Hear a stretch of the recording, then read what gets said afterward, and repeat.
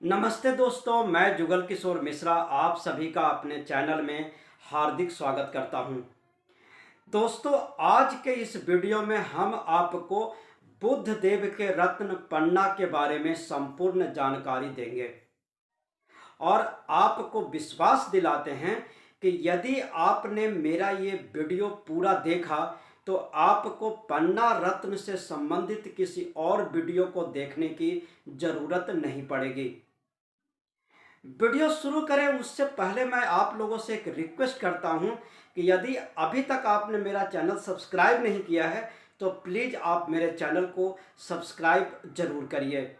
आज इस वीडियो में पन्ना रत्न से संबंधित एक एक बात बताने वाला हूं। मैं आपको बताऊंगा कि बुद्ध देव का रत्न पन्ना किसको पहनना चाहिए, बुद्ध देव का रत्न पन्ना किस धातु में पहनना चाहिए।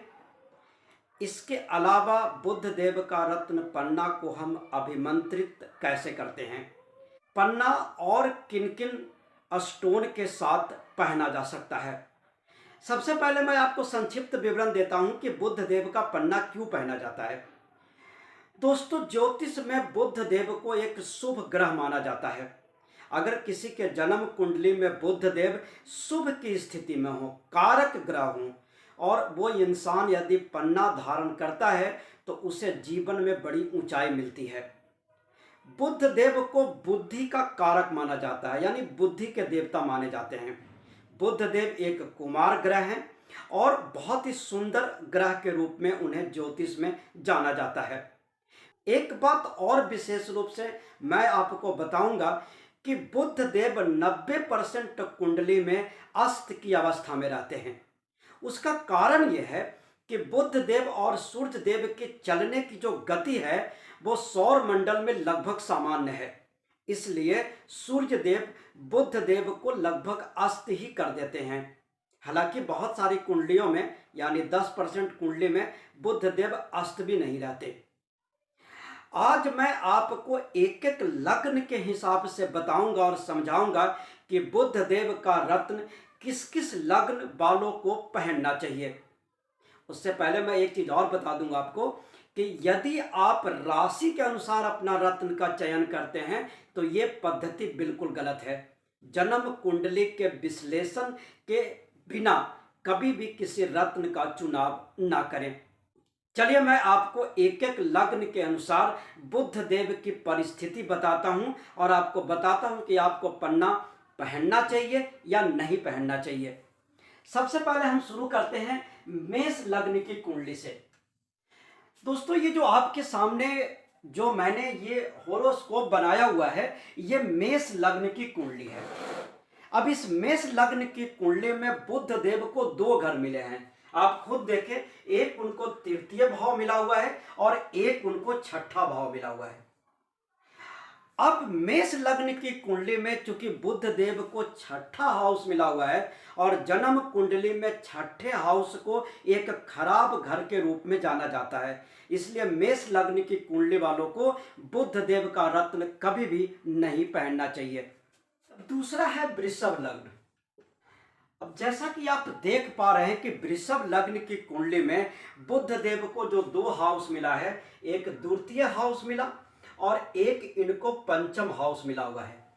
यानी वृषभ लग्न की कुंडली में बुद्ध देव को कारक ग्रह माना जाता है। इसका कारण यह है कि जब किसी ग्रह को त्रिकोण का घर मिलता है, यानी ये पंचम घर जब मिल जाता है, पंचम घर बहुत ही शुद्ध घर माना जाता है, बहुत ही अच्छा घर माना जाता है कुंडली में।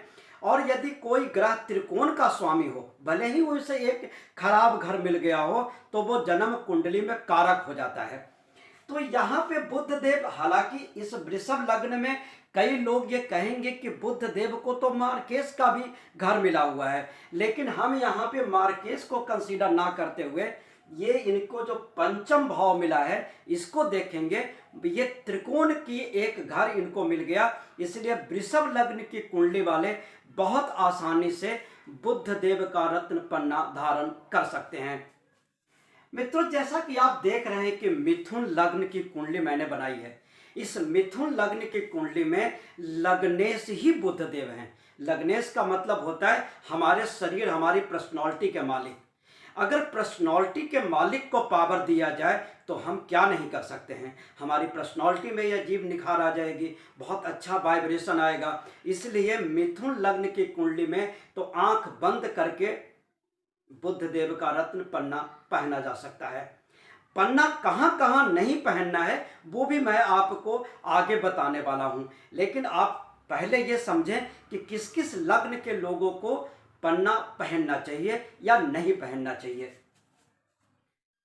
अब आपके सामने ये कर्क लग्न की कुंडली है। आप यहाँ पर भी देख रहे हैं कि कर्क लग्न में बुध देव को 2 हाउस मिला हुआ है, क्योंकि हमेशा जन्म कुंडली में बुध देव की 2 राशियां होती है, इसलिए उनको 2 हाउस मिलता है। एक हाउस इनको तृतीय भाव का मिला हुआ है, यहाँ तो ठीक है, लेकिन एक हाउस इनको 12वां घर मिल गया।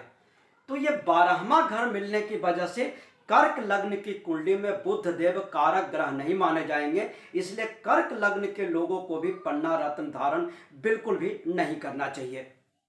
दोस्तों, सिंह लग्न की कुंडली में जो बुध देव को 2 हाउस मिलते हैं, वो एक हाउस इनको द्वितीय भाव मिलता है और एक हाउस इनको 11th हाउस मिलता है।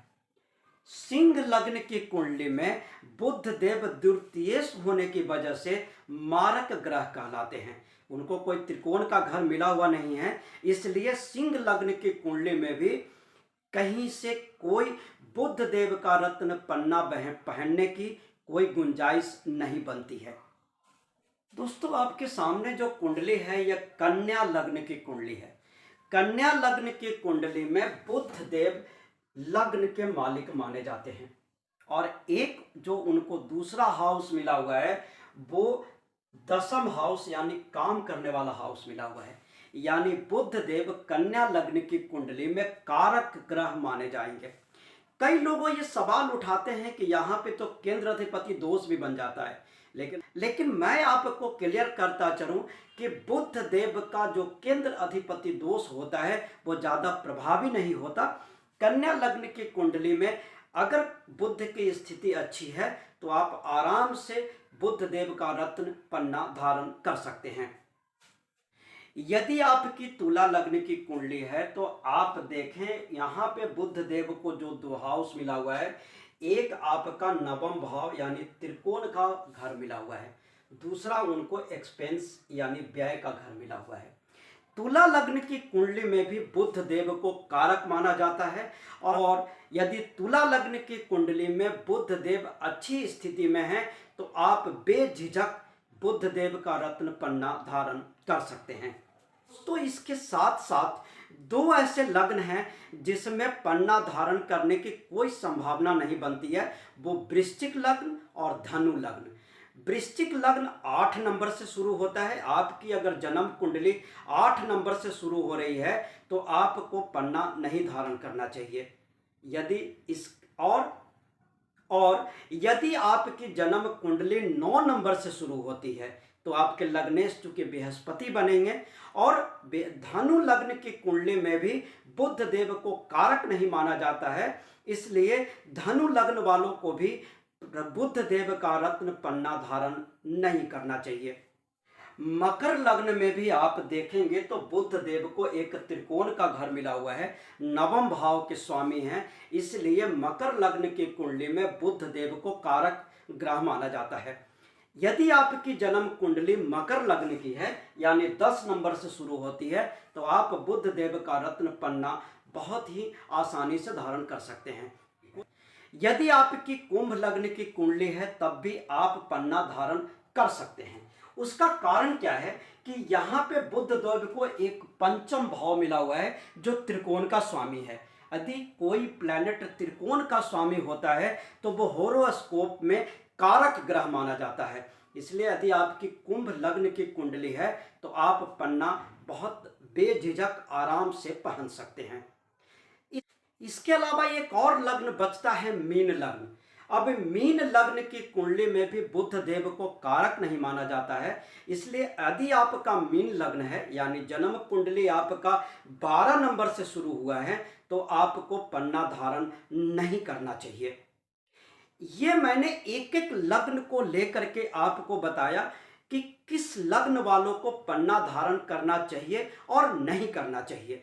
मैं इसको समराइज करता हूं तो आप ऐसा मान के चलें कि एक वृषभ लग्न के लोग पन्ना धारण कर सकते हैं, दूसरा मिथुन लग्न के लोग पन्ना धारण कर सकते हैं, तुला लग्न के लोग पन्ना धारण कर सकते हैं, मकर लग्न के लोग पन्ना धारण कर सकते हैं और कुंभ लग्न के लोग पन्ना धारण कर सकते हैं। 6 ऐसे लग्नों की कुंडलियां हैं जिसमें पन्ना धारण किया जा सकता है। अब मैं शर्त बताता हूं, ये मैंने बताया कि कौन कौन लोग पन्ना धारण कर सकते हैं। अब मैं बताता हूं कि पन्ना धारण करने की शर्तें क्या है। देखिए, मैं आपके सामने एक होरोस्कोप बनाया हूं और आप लोग जानते हैं कि एक होरोस्कोप में 12 हाउस होते हैं। अब इस 12 हाउस में 3 ऐसे हाउस हैं जो बहुत ही खराब माने जाते हैं। यानी बुध देव यदि यहां पे बैठे हुए हों, यदि बुध देव यहां बैठे हुए हों या बुध देव यहां बैठे हुए हों, किसी भी लग्न की कुंडली हो, यानी बुध देव यदि 6ठे भाव में हो, 8वें भाव में हो या 12वें भाव में जाकर के बैठ गए हों, तब आप भूल करके भी पन्ना धारण मत करिए। क्योंकि 6ठे, 8वें या 12वें भाव में जब बुध देव बैठेंगे तो उस हाउस को भी एक्टिव कर देंगे, आपके लिए परेशानी बढ़ा देंगे।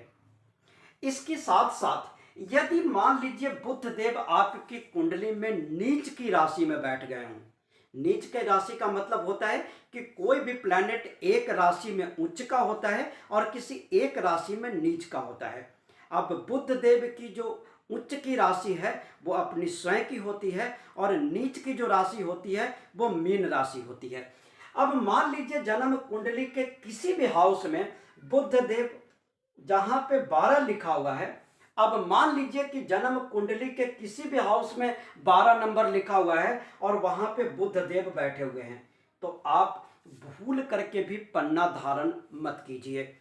नीच राशि में बैठे हुए किसी भी ग्रह का स्टोन नहीं धारण करना चाहिए, क्योंकि नीच का मतलब ही होता है कि वो ग्रह आपको खराब फल देने वाला है। अब आप जब वो आपको प्लैनेट खराब फल देगा और स्टोन जब आप पहनेंगे तो उनकी पावर बढ़ जाएगी, तो आपको और वो नीच फल देने लगेगा।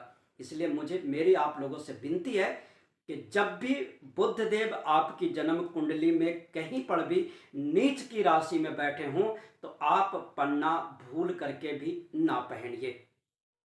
अब मैं आपको बताता हूं कि पन्ना कब पहनना चाहिए, यानी पन्ना पहनने के लिए कुछ नियम है क्या।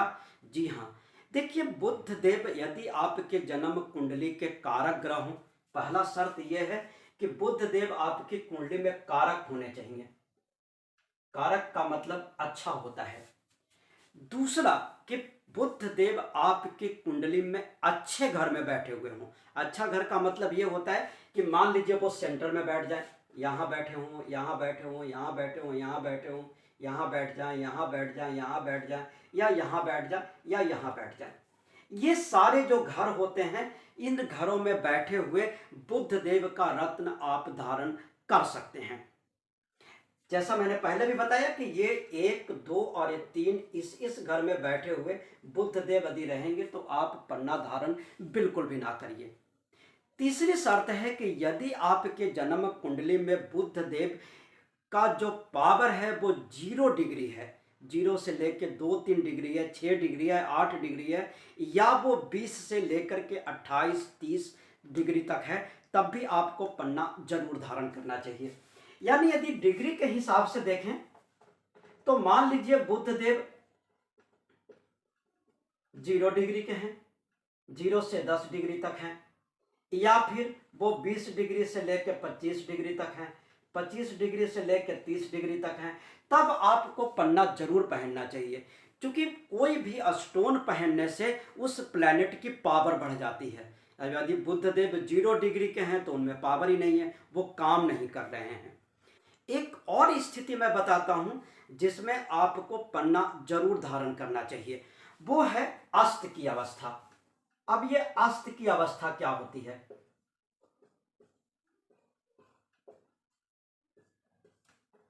जब आप अपना जन्म कुंडली खोल के देखेंगे तो बुध देव के सामने जनरली आ लिखा रहता है। आ का मतलब है वो अस्त हैं। अस्त होने का कारण यह है कि सूर्य और बुध के चलने की गति लगभग एक जैसी होती है, इसलिए सूर्य देव उन्हें अस्त कर देते हैं। यदि आपके जन्म कुंडली में भी बुध देव अस्त हैं तो आप पन्ना पहन करके उनको एक्टिवेट कीजिए, और आप जैसे ही बुध देव का रत्न पन्ना पहनेंगे वो एक्टिवेट जैसे होंगे, 30-35 दिन लगता है लगभग एक्टिवेट होने में, आपके लिए बहुत ही फायदेमंद होगा। दोस्तों, मैं समझता हूं कि आपको मैंने इतना बताया अभी तक कि पन्ना किसको पहनना चाहिए, पन्ना किस परिस्थिति में पहनना चाहिए, ये सारी चीज़ें आपको समझ में आ गई होगी। अब मैं आपको बताता हूं कि ओरिजिनल पन्ना पहचानने का तरीका क्या है, क्योंकि जब तक आपको ओरिजिनल चीज़ें नहीं मिलेगी तब तक उसका कुछ फायदा नहीं मिलेगा। देखिए, कोई भी स्टोन को परखने का आज के डेट में सबसे आसान तरीका है लैब टेस्ट। लैब टेस्ट में किसी भी स्टोन को माइक्रोस्कोप में डाल करके देखा जाता है कि वो नेचुरल तरीके से बना है या नहीं बना है। यदि आपको लैब सर्टिफिकेट किसी बड़े लैब का मिलता है तो आप बेझिझक पन्ना खरीद करके पहन सकते हैं। अब हम आपको बताते हैं कि बुध देव का रत्न पन्ना किस धातु में पहनना चाहिए। वैसे तो बहुत सारे या कई सारे लोगों को आपने देखा होगा कि पन्ना सोना में पहनते हैं, लेकिन यदि पन्ना की ग्रेविटी की बात की जाए, उसके रिफ्लेक्शन रेट की बात की जाए, तो पन्ना की ग्रेविटी या रिफ्लेक्शन रेट सबसे ज़्यादा सिल्वर के साथ मैच होता है। इसलिए मैं रिकमेंड करता हूं कि आप जब भी पन्ना पहने तो सिल्वर में धारण कीजिए, चांदी में धारण कीजिए। अब ये प्रश्न उठता है कि इसे किस दिन धारण करना चाहिए। देखिए, बुध देव का रत्न पन्ना हमेशा शुक्ल पक्ष के बुधवार को धारण करना चाहिए, क्योंकि बुध एक शुभ ग्रह है और शुभ ग्रह से शुभ फल लेने के लिए हमें शुक्ल पक्ष की जरूरत पड़ती है। आप किसी भी शुक्ल पक्ष के बुधवार के दिन सूर्योदय के 1 घंटा के अंदर आप पन्ना धारण करें। सूर्योदय के 1 घंटा के अंदर मैं इसलिए कह रहा हूं कि किसी भी बार को सूर्योदय के 1 घंटा के अंदर उस दिन का होरा माना जाता है, इसलिए आप पन्ना शुक्ल पक्ष के बुधवार के सूर्योदय के 1 घंटा के अंदर पूजा करके धारण कीजिए। अब मैं आपको बताता हूं कि क्या पन्ना के साथ कोई और रत्न धारण किया जा सकता है। यदि आपके जन्म कुंडली में शुक्र देव और शनि देव की स्थिति अच्छी है, यानी दोनों प्लैनेट कारक हैं, और विश्लेषण के बाद उनका भी स्टोन पहनने की स्थिति बनती है, तब आप इसे शुक्र देव का रत्न ओपेल या डायमंड और शनि देव का रत्न नीलम के साथ धारण कर सकते हैं। अब पन्ना को अभिमंत्रित करने की पूरी प्रक्रिया मैं आपको बताता हूँ। देखिए, सबसे पहले आप पन्ने की अंगूठी बनवाइए। अंगूठी बनवाने के बाद उस अंगूठी को जहाँ भी आप पूजा करते हैं उस पूजा वाले स्थल पे एक प्लेट में रख दीजिए। प्लेट में रखने के बाद आप पहले उस अंगूठी को दूध से पवित्र करें, फिर गंगा जल से पवित्र करें, फिर उसे शुद्ध जल से पवित्र कीजिए।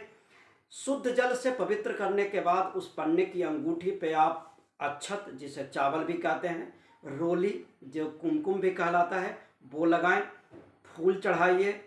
इसके अलावा उनके ऊपर आप सुपारी चढ़ाइए, कुछ पैसे चढ़ाइए और नीचे एक घी का दीपक जला दीजिए। घी का दीपक जलाने के बाद आप ओम बूम बुधाय नमः इस मंत्र का कम से कम 11 माला जाप कीजिए। यदि आप 11 माला का जाप नहीं कर सकते हैं तो कम से कम 1 माला का जाप जरूर करिए। इस प्रकार से जाप करने से वो जो पन्ना है वो अभिमंत्रित हो जाता है। 15-20 मिनट तक उस अंगूठी को भगवान के शरण में ही रहने दें। भगवान फिर 15 मिनट के बाद उठा करके आप उसे धारण कर लीजिए। दोस्तों, आज इस वीडियो में मैंने आपको पन्ना से संबंधित संपूर्ण जानकारी देने की कोशिश की है। यदि इसके बाद भी आपको पन्ना से संबंधित किसी प्रकार की कोई जानकारी चाहिए या कोई चीज़ छूट गया हो तो आप अपने कमेंट में ज़रूर लिखिएगा, मैं उसका उत्तर आप लोगों को ज़रूर दूंगा। और आप लोगों से एक विनती करता हूं कि यदि आपने अभी तक मेरा चैनल सब्सक्राइब नहीं किया है तो प्लीज़ आप मेरे चैनल को सब्सक्राइब जरूर करिए, लाइक करिए, अधिक से अधिक अपने दोस्तों में शेयर करिए। आप सब सुखी रहें। धन्यवाद।